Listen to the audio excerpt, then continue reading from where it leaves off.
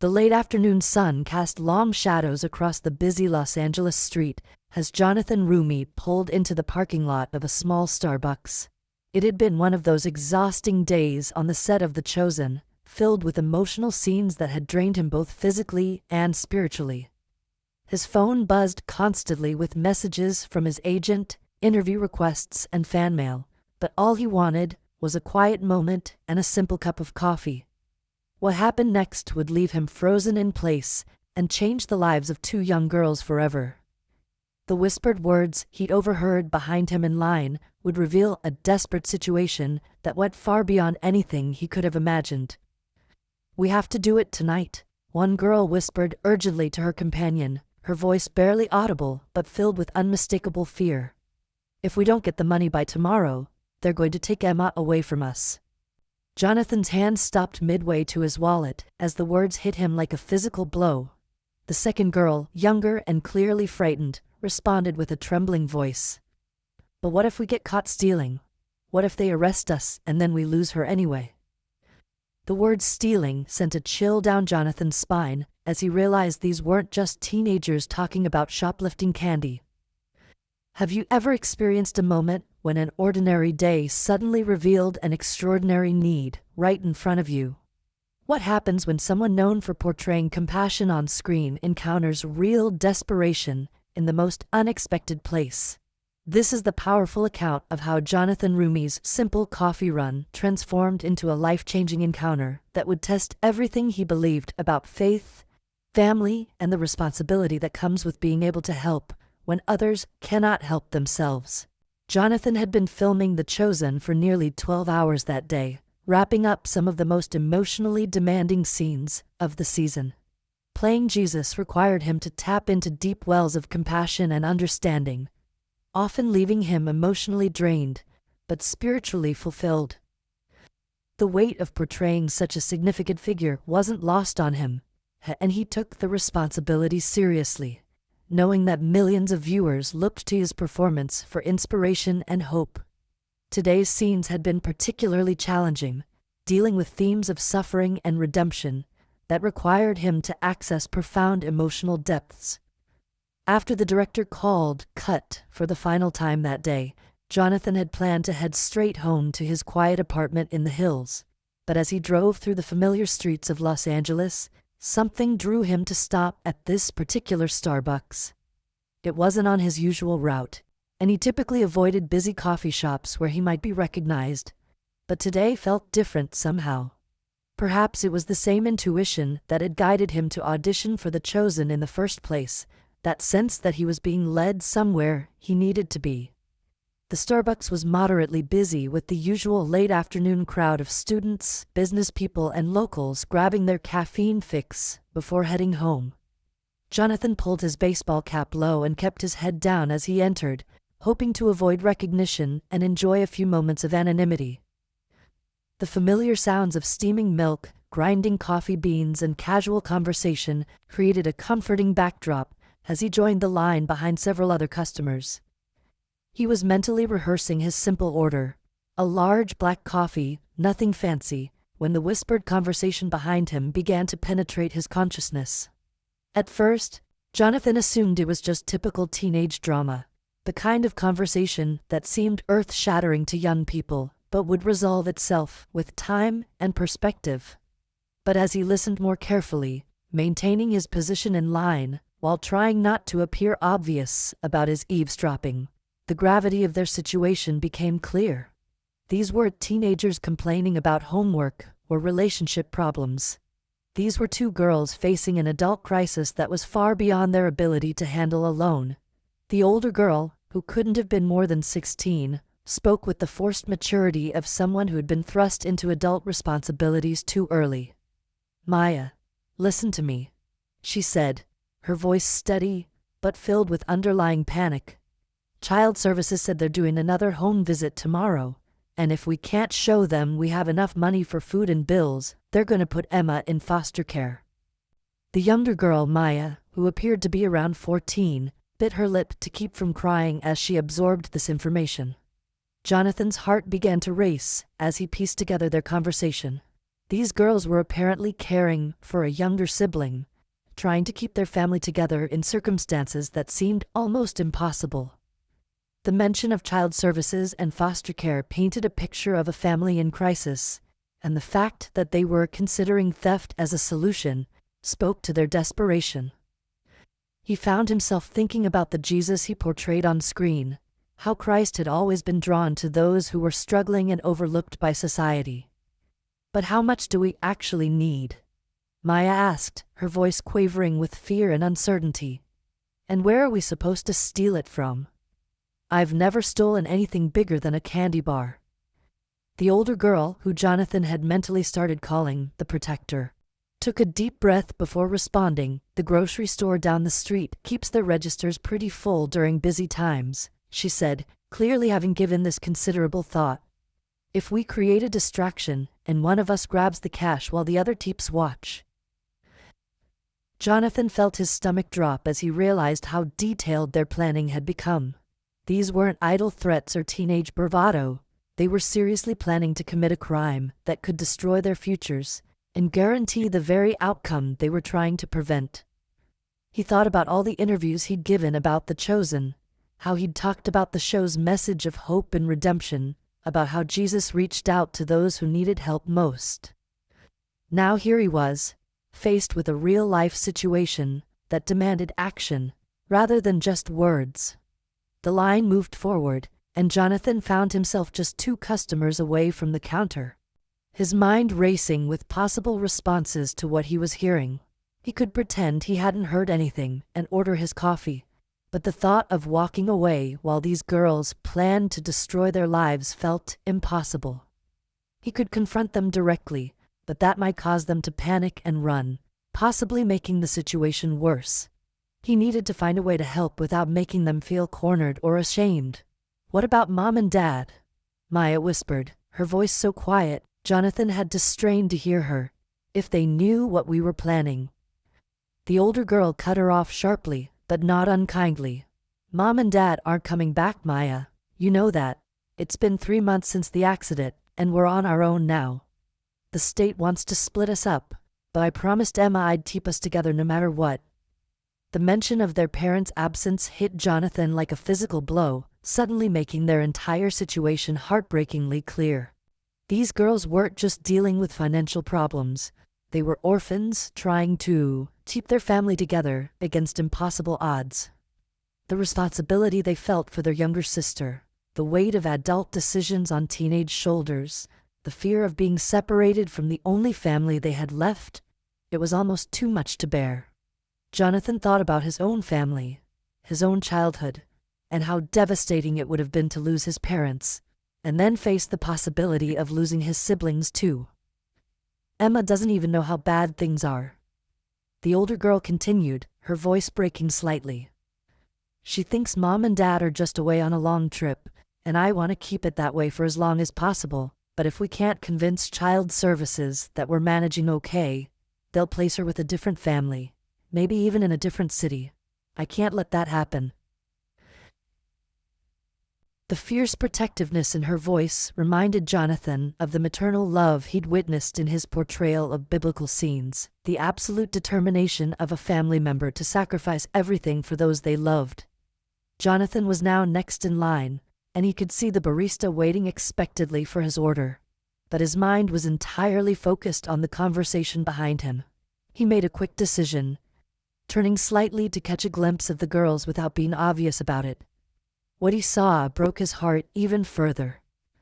2 young girls trying to look older and more confident than their years, dressed in clothes that were clean but clearly worn and ill-fitting, carrying backpacks that looked like they contained all their important possessions. The older girl had dark hair, pulled back in a practical ponytail, and eyes that held too much worry for someone her age. Despite her obvious stress, she carried herself with a dignity and strength that reminded Jonathan of some of the strongest women he'd encountered in his life. Maya was smaller and more fragile-looking, with the wide eyes of someone who was still processing grief and trying to understand how their world had changed so dramatically in such a short time. Next, the barista called, and Jonathan stepped forward, his mind still racing with thoughts about how to approach the situation behind him. "Can I get a large black coffee?" he said automatically, then paused, looking back at the girls. "Actually, can you give me a minute? I think I want to change my order." The barista nodded with the patience of someone accustomed to indecisive customers, while Jonathan used the moment to gather his thoughts and formulate a plan. He could hear the girls continuing their conversation in hushed tones, their planning becoming more specific and detailed with each exchange. "The security cameras are mostly pointed at the entrance and the pharmacy section," the older girl was saying. "If we time it right during the dinner rush when everyone's distracted." Jonathan knew he had to act quickly before their plan moved from desperate talk to dangerous action. "Actually," Jonathan said to the barista, speaking slightly louder than necessary, "could I get 3 of your largest hot chocolates with extra whipped cream? And maybe some of those chocolate chip cookies?" The unusual order was deliberately designed to catch the girls' attention, and he saw them look up curiously when he mentioned the treats. "And I'd like to pay for whatever those 2 young ladies behind me are ordering as well," he added, turning to face them directly for the first time. The girls froze, their faces showing a mixture of surprise, confusion, and fear as they realized they'd been overheard. The older girl immediately went into defensive mode, her posture straightening as she prepared to deny whatever this stranger might have heard.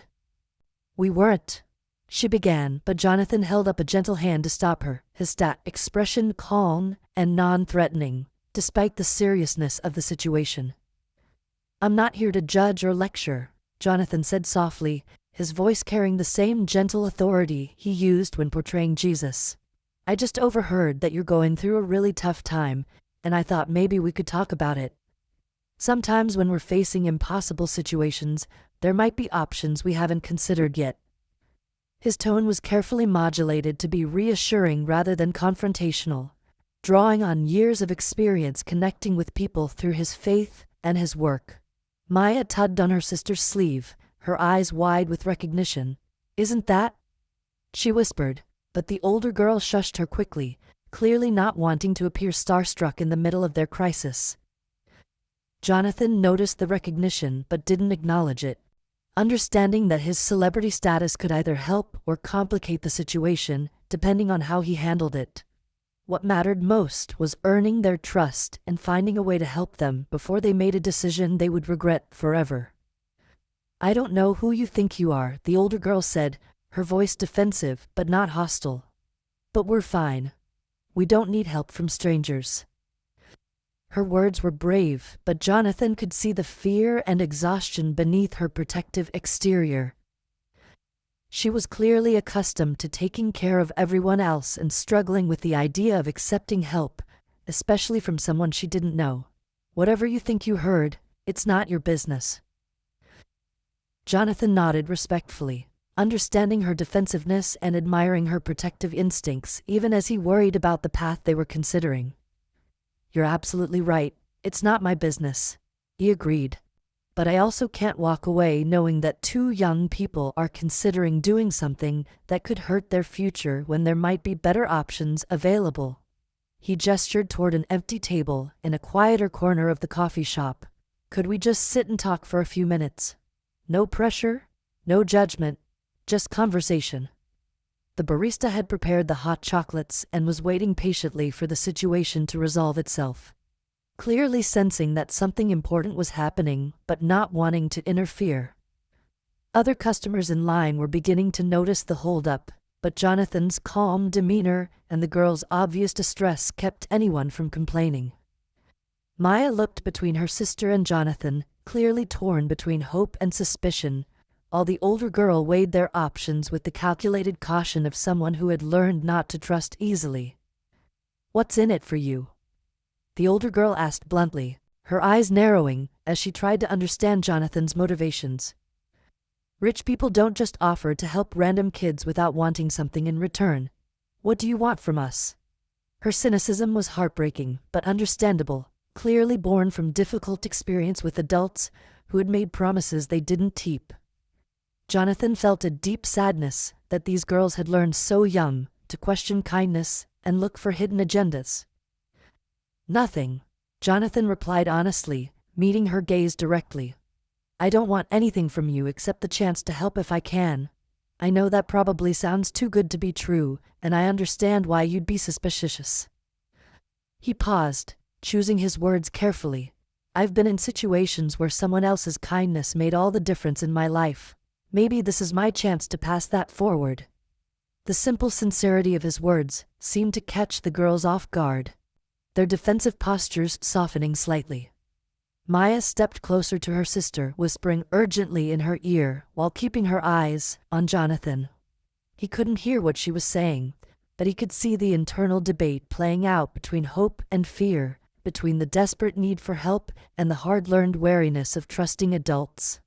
After a moment of hushed conversation, the older girl looked back at Jonathan with slightly less hostility than before. 5 minutes, she said finally, her voice still guarded but no longer openly hostile. We'll listen to what you have to say, but that doesn't mean we're agreeing to anything. Jonathan nodded gratefully, understanding that this small concession represented a significant leap of faith for someone who had clearly been disappointed by adults before. He picked up the tray of hot chocolates and led the way to the quiet corner table, giving the girls space to follow at their own pace. As they settled into the comfortable chairs around the small table, Jonathan studied the girls more closely, without trying to be obvious about it. The older girl kept her backpack clutched protectively in her lap, and he noticed how she positioned herself between Maya and the rest of the coffee shop, even in this relatively safe environment. Her hypervigilance and protective instincts spoke to someone who had been forced to grow up too quickly and take on responsibilities that should have belonged to adults. Maya wrapped her hands around the warm mug of hot chocolate, inhaling the sweet aroma with the kind of appreciation that suggested such treats were rare luxuries. Despite their dire circumstances, she retained some of the wonder and innocence of childhood, looking around the coffee shop with curious eyes while staying close to her sister's protective presence. The contrast between her youth and the adult worries she carried was heartbreaking to witness. So, Jonathan began gently, taking a sip of his own drink to give the girls time to settle in. I heard you mention someone named Emma. Is she your sister? The question was neutral and non-threatening, designed to let them share as much or as little as they felt comfortable with. He had learned from his work with various charities that the key to helping people was often simply listening and letting them tell their story at their own pace. The older girl's grip tightened on her mug, her knuckles whitening as she considered how much to reveal to the stranger. Emma's our little sister, she said finally, her voice softening when she spoke the child's name. She's only 7, and she doesn't understand what happened to our parents or why everything has changed so much. The pain in her voice was evident as she struggled with how much responsibility she felt for protecting her younger sibling from harsh realities. What's your name? Jonathan asked gently, understanding that using their real names would help establish trust and make the conversation feel more personal and less like an interrogation. I'm Jonathan, and I'd like to know who I'm talking with. The older girl hesitated for a moment before answering, clearly still deciding how much to trust this unexpected stranger who had inserted himself into their crisis. I'm Sarah, she said finally, then gestured toward her younger sister. This is Maya, and our little sister Emma is... She paused, her voice catching slightly. Emma is with our neighbor right now, but we can't keep asking Mrs. Rodriguez to watch her when we have to go looking for work or dealing with social services. The mention of their neighbor suggested they had at least some support system, which gave Jonathan hope that their situation, while dire, wasn't completely hopeless. It sounds like you're carrying a lot of responsibility, Jonathan observed, his voice filled with genuine admiration rather than pity. Taking care of 2 sisters and trying to navigate the system by yourselves, that takes incredible strength and courage. He wanted them to understand that he saw their efforts and didn't view them as helpless victims, but rather as young people doing their best in an impossible situation. Sarah's eyes filled with tears at the unexpected acknowledgement of her efforts. clearly unaccustomed to adults recognizing the weight she was carrying rather than criticizing her inability to handle everything perfectly. "It doesn't feel like strength," she admitted, her voice barely above a whisper. "It feels like I'm failing everyone, especially Emma. She keeps asking when Mom and Dad are coming home, and I don't know how to tell her they're never coming back." Maya reached over and squeezed her sister's hand, offering what comfort she could in the face of such overwhelming grief and responsibility. "You're not failing anyone," she said firmly, displaying a maturity beyond her years. "You've kept us together this long, and you've made sure Emma feels safe and loved even when everything else has fallen apart." The bond between the sisters was evident in this simple exchange, their mutual support and love providing a foundation of strength even in their darkest moments. Jonathan felt his heart breaking for these girls who had lost so much and were fighting so hard to preserve what little family they had left. "How did you end up in this situation?" he asked gently, wanting to understand the full scope of their circumstances before offering any solutions. "You mentioned an accident. I'm sorry for your loss. That must have been devastating for all of you." Sarah wiped her eyes with the back of her hand, gathering herself before responding to Jonathan's question. "Our parents died in a car accident 3 months ago," she said, her voice steady but hollow with grief. "Dad lost control on a rainy night coming home from work, and they both died instantly." The stark simplicity of her words made the tragedy even more heartbreaking, revealing how she had learned to compartmentalize her grief in order to function as the head of their small family. "We were supposed to go live with our aunt in Oregon," Maya added, picking up the story where her sister had left off. "But when the social worker contacted her, she said she couldn't take all 3 of us. She said she might be able to take Emma since she's the youngest, but there wasn't room for Sarah and me." The casual cruelty of this rejection was delivered matter-of-factly, but Jonathan could see how deeply it had wounded both girls. "So we told the social worker we had other relatives who could take us," Sarah continued, her voice becoming more animated as she described their deception. "We figured if we could just stay together for a while, maybe we could prove that we could take care of ourselves and Emma. Our neighbor, Mrs. Rodriguez, has been helping us, but she's elderly and can't officially take us in." Jonathan was beginning to understand the complexity of their situation. They were essentially fugitives from the child welfare system, trying to stay one step ahead of authorities who wanted to separate them while somehow proving they could function as a family unit. "So you've been living on your own for 3 months?" he asked, amazed by their resourcefulness and determination. "How have you been managing financially?" "I've been working part-time at a grocery store after school," Sarah explained, "and Maya babysits for some of the neighbors when she can. We've been using the money our parents had in their checking account, but that's almost gone now." She paused, clearly struggling with the next part of her explanation. "The insurance money is tied up in legal stuff that we can't access until we turn 18, and the house is being sold to pay off debts we didn't even know our parents had." Maya added quietly, "The social worker is coming tomorrow to check on us again, and if we can't show her that we have enough money for groceries and bills, she's going to start the process of placing us in separate foster homes." The fear in her voice was palpable as she described what was clearly their worst nightmare. She says families usually only want to take one child, especially not teenagers, so we'd probably all end up in different places. The full scope of their desperate situation was now clear to Jonathan. These girls were facing the imminent destruction of their family within 24 hours, and their plan to steal money was born from absolute desperation rather than criminal intent. He thought about his own blessed life, his successful career, and the resources at his disposal, compared to these young people fighting just to stay together. The contrast was staggering and humbling. "How much money do you need to convince the social worker that you're managing okay?" Jonathan asked, his mind already working on potential solutions, not just for tomorrow, but to actually be stable for a while.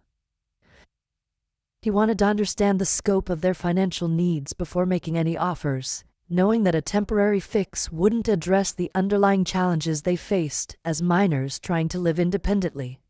Sarah looked uncertain, clearly not having calculated exact numbers in her desperation. "I think if we could show her we have enough for groceries for the month and proof that we can pay the rent and utilities, she might give us more time to figure things out," she said slowly.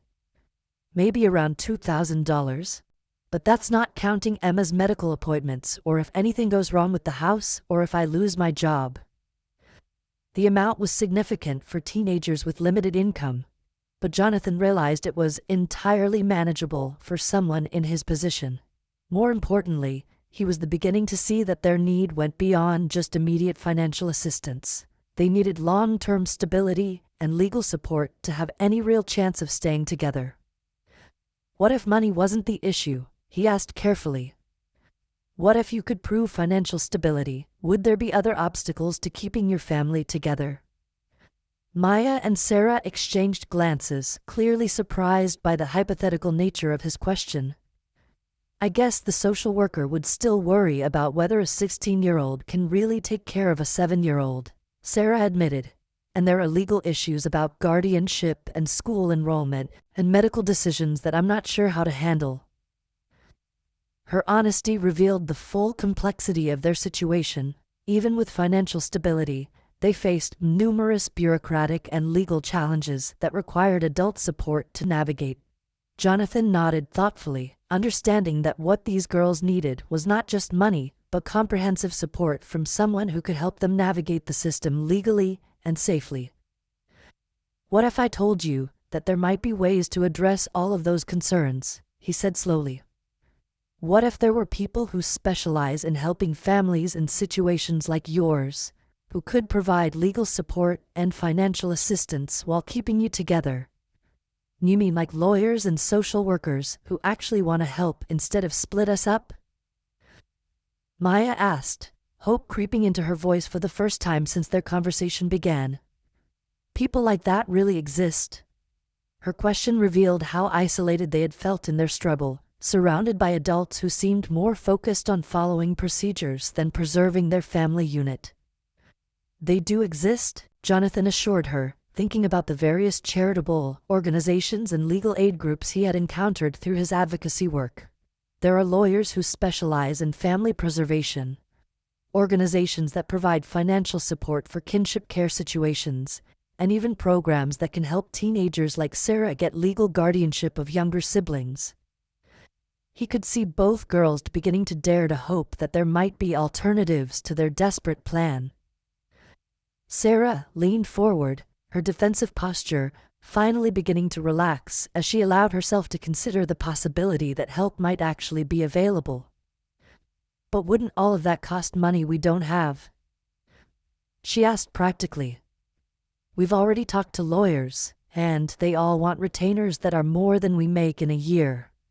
Her question revealed that they had tried to find help through proper channels, but had been blocked by financial barriers. "Not all lawyers require payment upfront, especially for cases involving child welfare," Jonathan explained. "There are legal aid societies, pro bono programs, and organizations specifically designed to help families in crisis situations. The key is knowing where to look and having someone help you navigate the system." He could see the girls processing this information, their desperation beginning to shift toward cautious optimism. "Why are you telling us all this?" Sarah asked suddenly, her wariness returning as she tried to understand Jonathan's motivations. "Even if these programs exist, why would you care whether we find them or not? We're just random kids you met in a coffee shop."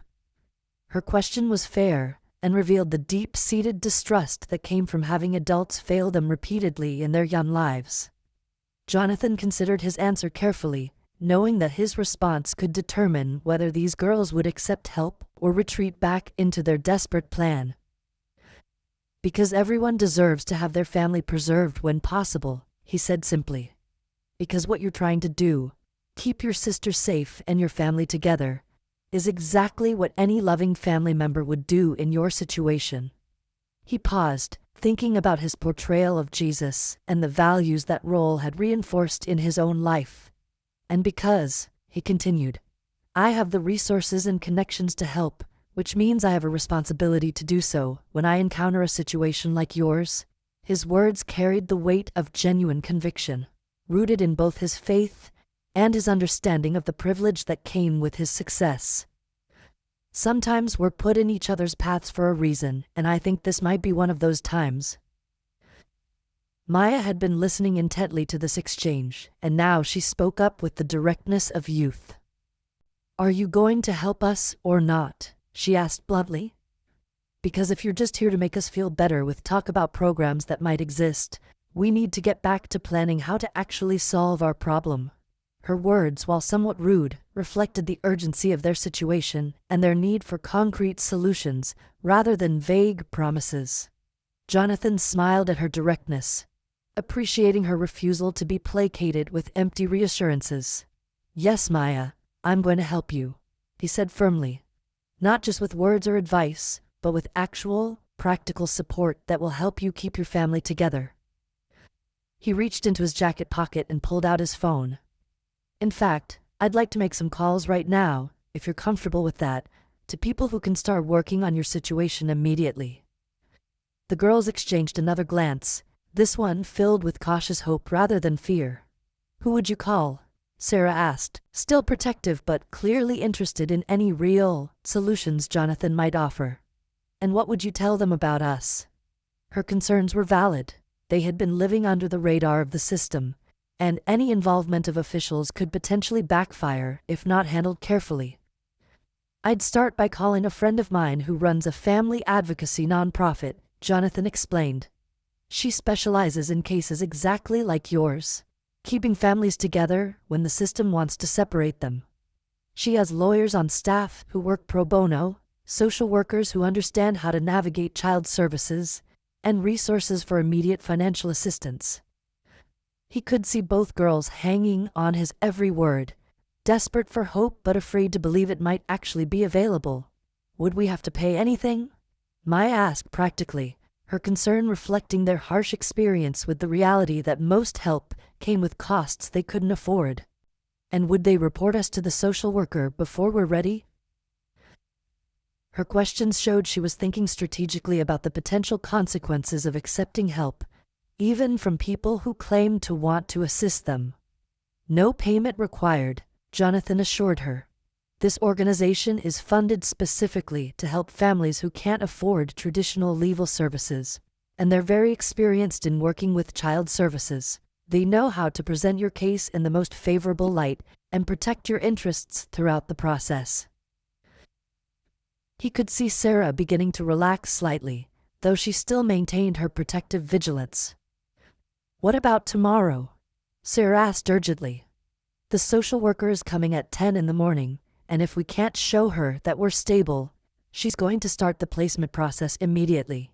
Even if these people can help us long-term, what about right now?" Her question highlighted the immediate crisis that had driven them to consider theft in the first place. Jonathan had been thinking about this exact issue throughout their conversation. "Here's what we're going to do," he said with quiet confidence. "First, I'm going to make sure you have enough money in your account tonight to show financial stability tomorrow.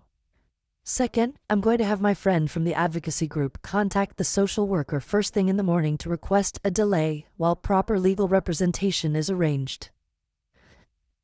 His plan was concrete and actionable, addressing both their immediate and long-term needs. "You would really do that?" Sarah asked, her voice barely above a whisper. "You would actually put money in our account and help us get lawyers?" The magnitude of his offer was clearly overwhelming for someone who had been struggling alone for so long. "We're just strangers. You don't owe us anything." "You're right, I don't owe you anything," Jonathan agreed. "But that's not why people help each other. We help because we can, because it's right, and because everyone deserves a chance to keep their family together when they're willing to fight for it like you are." His words reflected the deep spiritual conviction that guided his life and work, the belief that we are called to serve others, regardless of what we might receive in return. Maya had been listening to this exchange with growing amazement, and now she spoke up with childlike directness. "Are you like a guardian angel or something?" she asked. Because this feels like the kind of miracle my mom used to tell us about. Her innocent question brought tears to Jonathan's eyes as he thought about the role of Providence in bringing him to this coffee shop at exactly the right moment. "I don't know about guardian angel," Jonathan replied with a gentle smile. "But I do believe that sometimes we're meant to help each other, especially when families are trying to stay together." He looked at both girls seriously. "What I want you to understand is that this isn't charity or pity. This is recognition that you're doing something incredibly brave and loving, and you deserve support, not punishment." Sarah wiped away tears that had begun to flow freely, the emotional weight of months of fear and responsibility finally finding release. "I've been so scared," she admitted, "not just about the money or the social worker, but about whether I'm doing right by Emma and Maya, whether I'm enough to keep our family together." Her vulnerability in this moment revealed the enormous pressure she'd been carrying as a teenager, thrust into a parental role. "You are enough," Jonathan said firmly, reaching across the table to briefly touch her hand in a gesture of support. "What you've accomplished in 3 months, keeping your sisters safe, finding work, navigating the system, maintaining hope, that takes extraordinary strength and love. You haven't failed anyone. You've succeeded under impossible circumstances." Maya nodded emphatically in agreement with Jonathan's assessment. "Sarah has been amazing," she said loyally. "She makes sure Emma gets to school every day, she helps her with homework, she reads her bedtime stories. She's been like a mom and a dad and a big sister all at once." The admiration in her voice was evident, highlighting the strong bond between the sisters and Sarah's success in preserving their family dynamic, despite their circumstances. Jonathan pulled out his phone and began scrolling through his contacts. "I'm going to call my friend Jennifer, who runs the family advocacy program," he said. "She's dealt with situations like yours many times, and she'll know exactly how to approach tomorrow's meeting with the social worker." He found the number and looked up at the girls. "Is it okay if I tell her your situation and ask her to help? She'll need to know the basics to be effective." Sarah nodded quickly, her earlier wariness replaced by desperate hope. "Yes, please tell her whatever she needs to know," she said. "We've tried to handle this by ourselves for so long, and it's not working. If there are people who actually know how to deal with these situations, we need their help." Her admission of need represented a significant shift from her initial defensive posture. Jonathan dialed the number and waited as it rang, hoping Jennifer would answer despite the late hour. After a few rings, a warm voice answered, and Jonathan felt relief wash over him. "Jennifer, it's Jonathan Roumie. I'm sorry to call so late, but I've encountered a situation that needs immediate attention. 3 orphan sisters who are trying to stay together with a social worker visit scheduled for tomorrow morning that could result in them being separated into different foster homes." He explained the situation concisely while the girls listened anxiously, occasionally adding details when Jennifer asked specific questions through the speaker. Jonathan could see their amazement as this stranger on the phone immediately began discussing practical solutions, legal strategies, and resources available to help them. Within 10 minutes, Jennifer had outlined a comprehensive plan for addressing both their immediate crisis and their long-term stability needs. Jennifer is going to contact the social worker first thing in the morning to request a postponement of any placement decisions pending proper legal representation, Jonathan explained to the girls after ending the call. "She's also going to have one of her lawyers meet with you before the social worker arrives to help you understand your rights and options." The relief on both girls' faces was palpable as they realized that real, professional help was finally within reach. "What about the money for tomorrow?" Sarah asked, still worried about the immediate financial demonstration they needed to provide. "Even if we have lawyers, we still need to show that we can support ourselves." Her practical concern reflected the harsh reality that good intentions wouldn't pay bills or buy groceries, no matter how well-meaning the help being offered. Jonathan had been expecting this question and had already formulated his response. "I'm going to transfer enough money into your account tonight to cover several months of expenses," he said simply. "Not as a loan that you have to worry about paying back, but as a gift to help stabilize your situation while the legal issues get sorted out. The casual way he offered such a significant sum revealed both his genuine desire to help and his understanding of their desperate circumstances. Both girls stared at him in disbelief, clearly struggling to process the magnitude of what he was offering. "How much is several months of expenses?" Maya asked cautiously, as if afraid that speaking the words too loudly might make the offer disappear. "And are you sure you won't want it back?" "Because we don't have any way to pay back a big loan. I'm thinking around $10,000 to start," Jonathan said matter-of-factly, causing both girls to gasp audibly. "That should cover rent, utilities, groceries, and basic necessities for several months, while Jennifer's team works on getting you proper legal guardianship and accessing any benefits or insurance money you're entitled to." The amount was more money than the girls had ever imagined having access to, representing not just immediate relief, but genuine stability for the first time since their parents' death.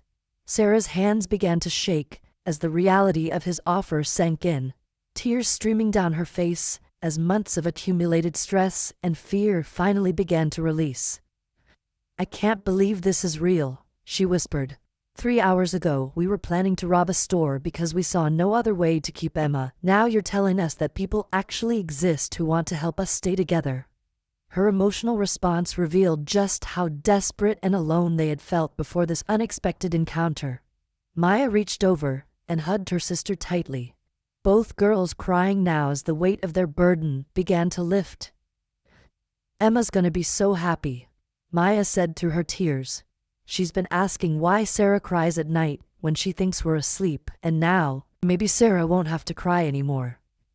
The innocent observation highlighted how their 7-year-old sister had been affected by the family crisis, even as they tried to shield her from the worst of it. Jonathan felt his own eyes filling with tears as he witnessed their relief and joy, reminded of why he had been drawn to portray Jesus in the first place. The profound satisfaction that came from being able to help others in their darkest moments. "Emma's not going to be taken away from you," he said firmly. "Jennifer's organization has an excellent track record of keeping families together, especially when they have proper legal representation and financial stability." "But why us?" Sarah asked, still struggling to understand how their luck could have changed so dramatically in such a short time. "We're nobody special, we're just 3 kids who lost their parents and got in over our heads trying to handle adult problems." Her question reflected the low self-worth that often accompanies desperate circumstances, the feeling that they didn't deserve help or happiness. "You're wrong about being nobody special," Jonathan replied gently. "What you've done, sacrificing your own childhood to keep your family together, working multiple jobs while still attending school, caring for a traumatized 7-year-old while dealing with your own grief. That makes you extraordinary, not ordinary." His words were spoken with such sincerity that both girls could feel the truth of his recognition, perhaps for the first time seeing their situation through eyes that appreciated their strength rather than focusing on their struggles. Jonathan pulled out his phone again, this time opening his banking app. "I'm going to transfer the money right now," he said, looking at Sarah. "What's your account information?"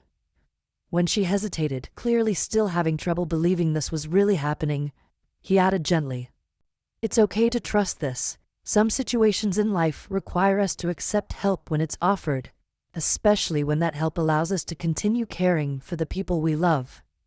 With trembling hands, Sarah provided her banking information, watching in amazement as Jonathan quickly processed the transfer on his phone. "It should show up in your account within a few minutes," he explained. "The bank might flag such a large deposit as unusual, so I'll give you my contact information in case you need me to verify the transaction."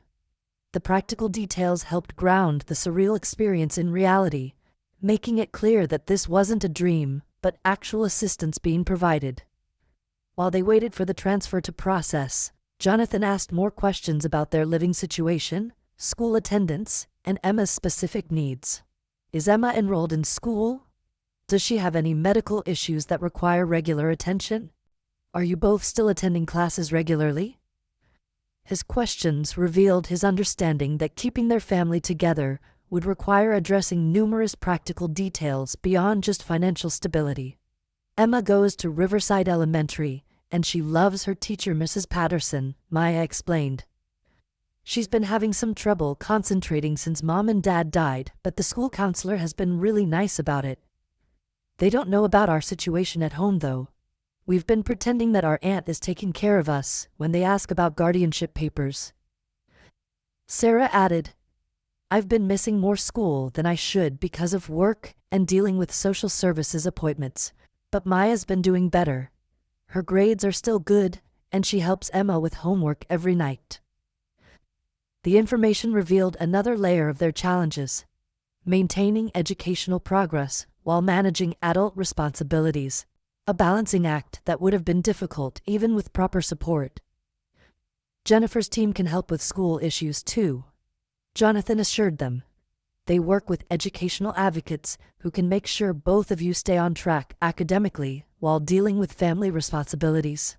And they can help ensure Emma gets any additional support she needs to process the trauma of losing her parents.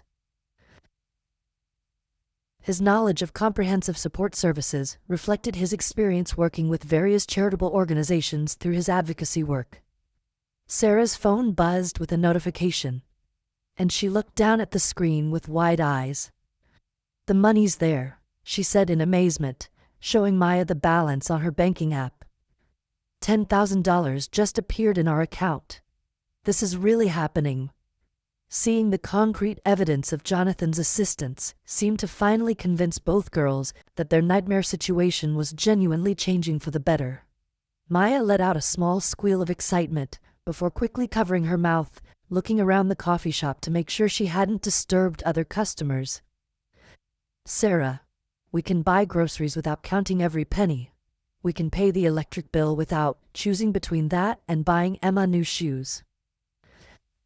Her joy at such basic security revealed how precarious their situation had become and how much stress they had been carrying about meeting the most fundamental needs. There's more help coming too, Jonathan reminded them. Jennifer's going to assign a social worker from her organization to work with you, someone whose job is to advocate for your family staying together, rather than looking for reasons to separate you. He could see both girls beginning to envision a future that extended beyond just surviving the next day, hope replacing the desperate fear that had driven them to consider theft. Sarah wiped her eyes and took a deep breath, sitting up straighter as some of the weight she had been carrying began to lift from her shoulders. I need to call Mrs. Rodriguez and let her know that things are going to be okay, she said. She's been so worried about us, and she's been helping even though she can barely afford her own expenses. She deserves to know that we're going to be all right. Mrs. Rodriguez sounds like a wonderful neighbor, Jonathan observed. Jennifer's team will probably want to talk with her too, since having community support will strengthen your case for keeping the family together. The fact that you have caring adults in your life who are willing to help will be important when dealing with social services. His comment highlighted how their small support network, while insufficient for their needs, would be valuable in demonstrating their family's viability.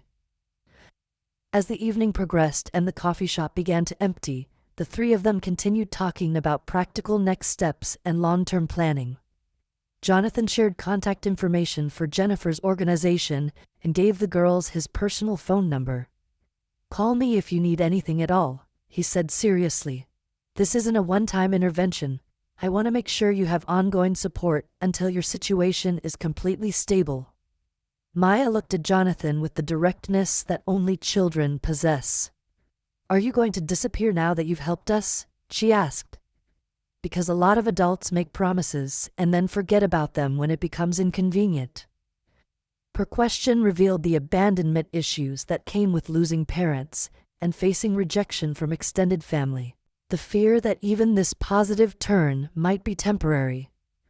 I'm not going anywhere, Jonathan promised, understanding the importance of consistency for children who had experienced so much loss. I want to see Emma meet her new social worker, hear about how school goes once you don't have to worry about money, and know that your family stays together permanently. His commitment extended beyond the immediate crisis to encompass their long-term well-being and stability.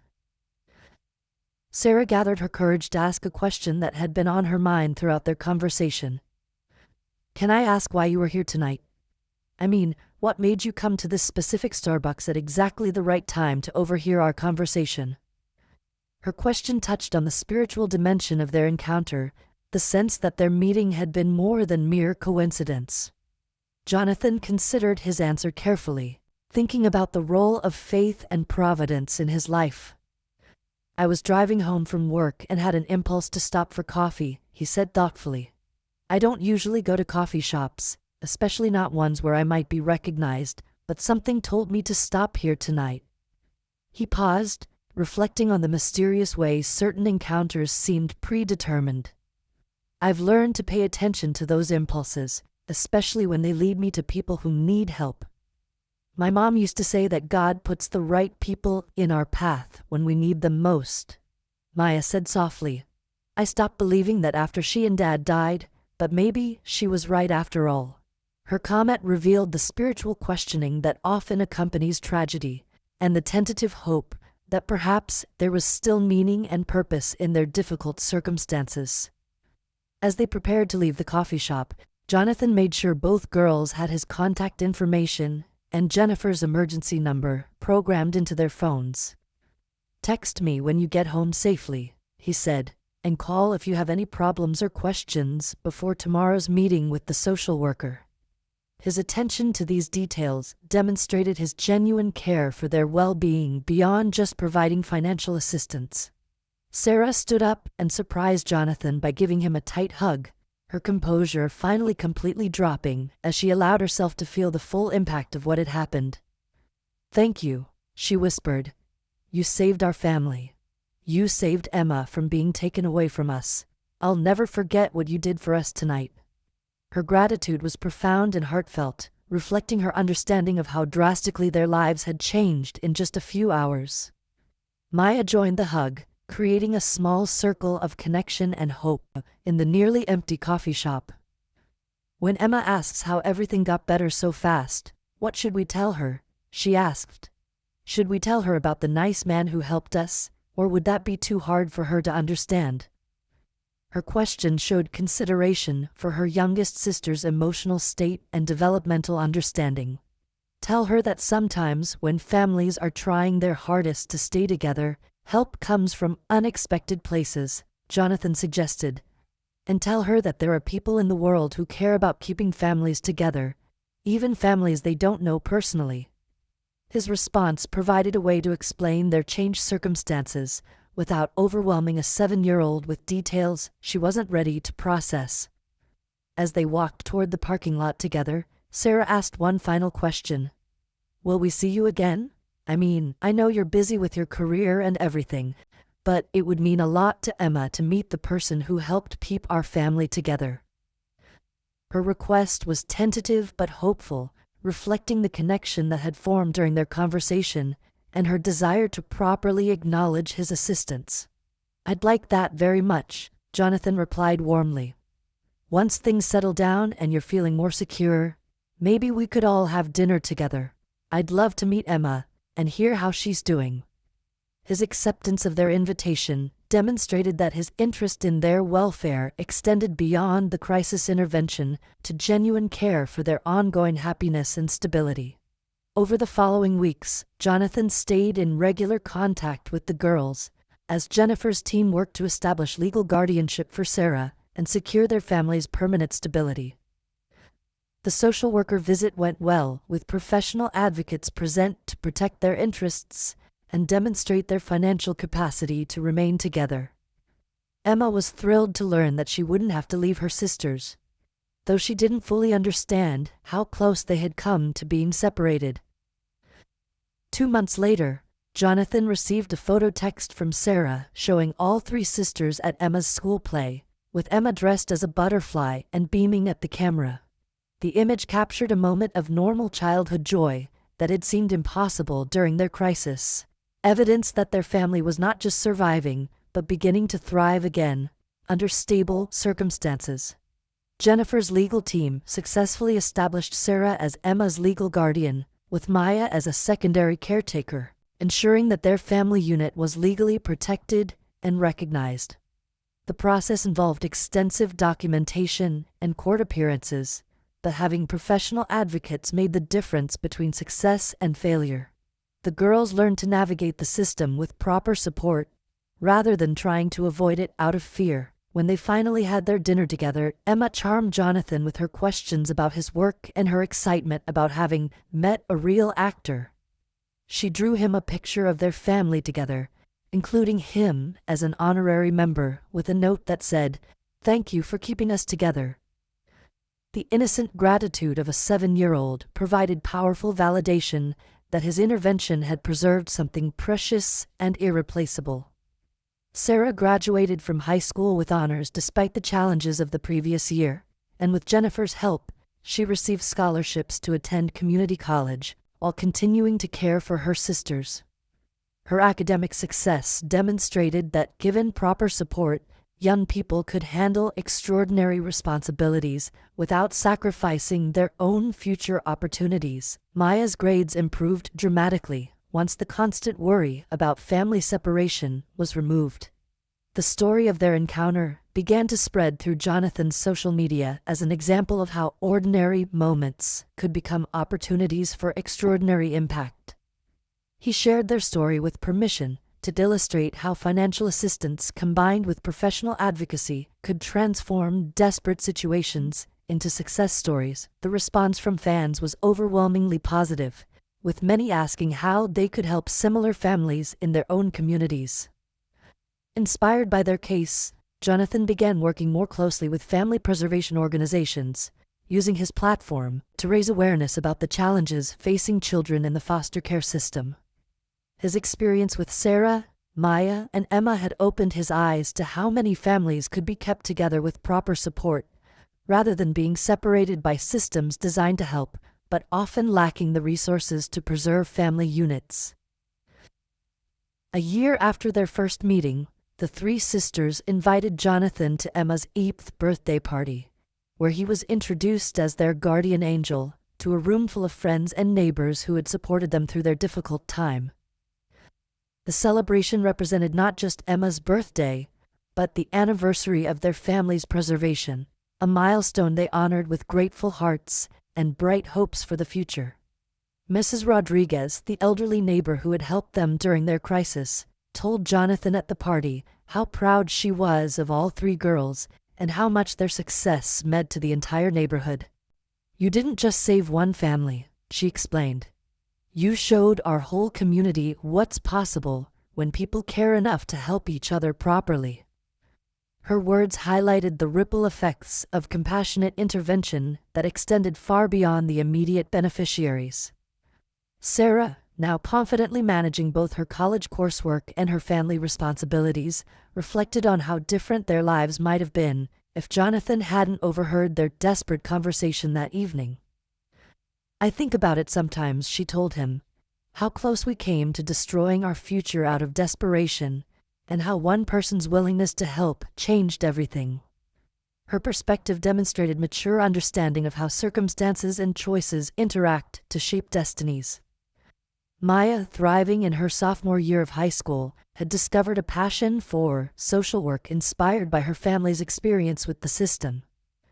"I want to help other kids who are in situations like we were," she explained to Jonathan. "I want to be the person who shows up when families are falling apart and helps put them back together." Her career aspirations reflected how their experience had transformed trauma into purpose and compassion. Emma, now settled and secure in her sister's care, had grown into a confident and happy child who drew pictures of her family with the casual certainty of someone who had never doubted her place in it. When asked about her sisters, she would explain matter-of-factly that Sarah takes care of us because she loves us, and Maya helps with everything, and we're a family forever. Her security represented the success of all their efforts to preserve what mattered most. During one of their regular check-ins, Jennifer told Jonathan that the girls' case had become a model for her organization's approach to family preservation. What made the difference wasn't just the financial assistance, Though, that was crucial, she explained. It was the comprehensive support that addressed legal, emotional, and practical needs simultaneously. Most interventions fail because they only address one aspect of complex family crises. The legal framework established for their family became a template that Jennifer's organization used to help other sibling groups facing similar challenges.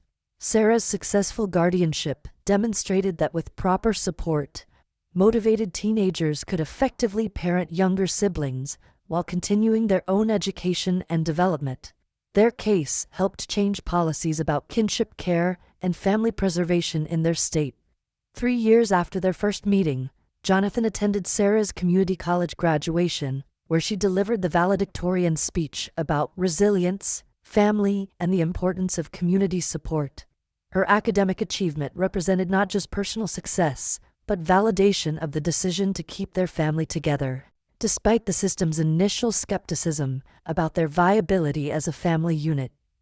In her speech, Sarah acknowledged the many people who had helped their families survive and thrive, including a stranger in a coffee shop who chose to help instead of looking away when we were at our lowest point.